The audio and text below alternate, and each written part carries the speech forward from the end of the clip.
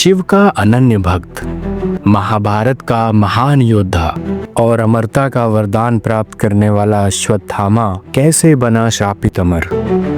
जानिए इस रहस्यमयी कहानी को जो आपको सोचने पर मजबूर कर देगी। अश्वत्थामा महर्षि द्रोणाचार्य और कृपि के पुत्र, अपने समय के एक महान योद्धा और महान शिव भक्त थे। बचपन से ही उनमें असाधारण प्रतिभा और वीरता के गुण दिखाई देते थे।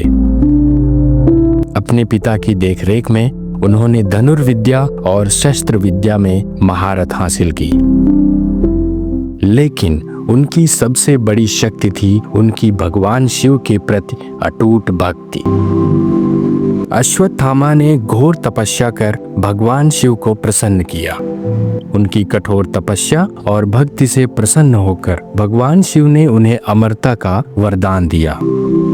शिव ने कहा कि अश्वत्थामा न केवल युद्ध में अजेय होंगे, बल्कि उन्हें किसी भी प्रकार की मृत्यु का भय नहीं रहेगा।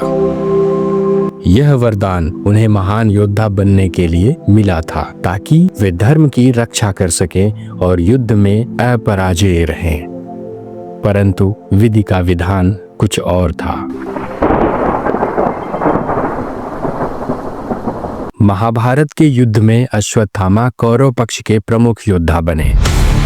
उनकी वीरता और युद्ध कौशल ने कई योद्धाओं को परास्त किया। वे अपने पिता की मृत्यु के बाद क्रोध और प्रतिशोध की अग्नि में जलने लगे।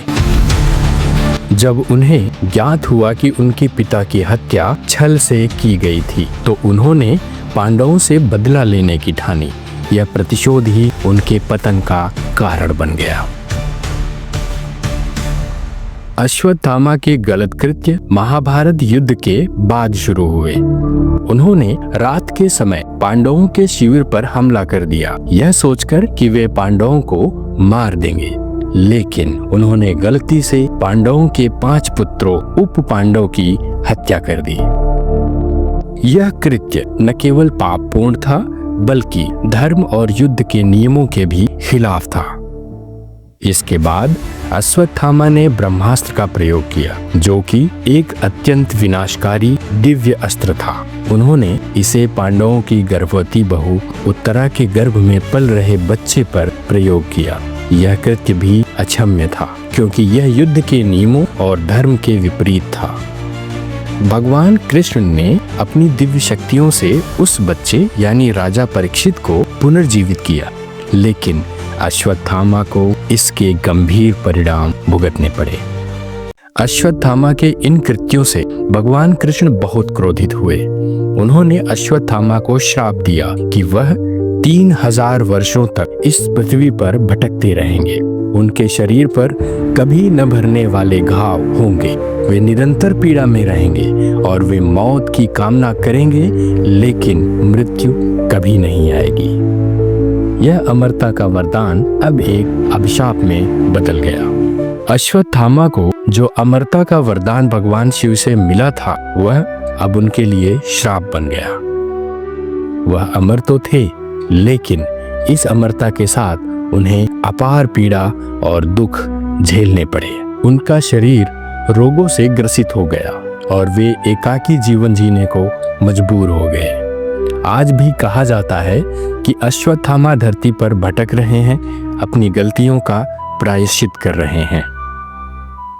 दोस्तों, अश्वत्थामा की कहानी हमें यह सिखाती है कि शक्ति और वरदान का सही उपयोग करना कितना महत्वपूर्ण है।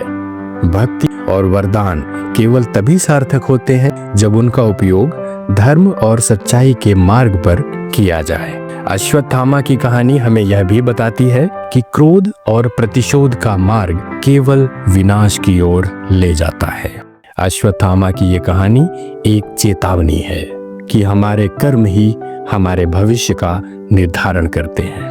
अगर आपको ये कहानी पसंद आई हो तो लाइक और शेयर करें, और ऐसी ही और कहानियों के लिए हमारे चैनल इनफाइनाइट वंडर्स टीवी को सब्सक्राइब करना बिल्कुल ना भूलें। मिलते हैं एक और नए रोमांचक रहस्यमयी कहानी के साथ।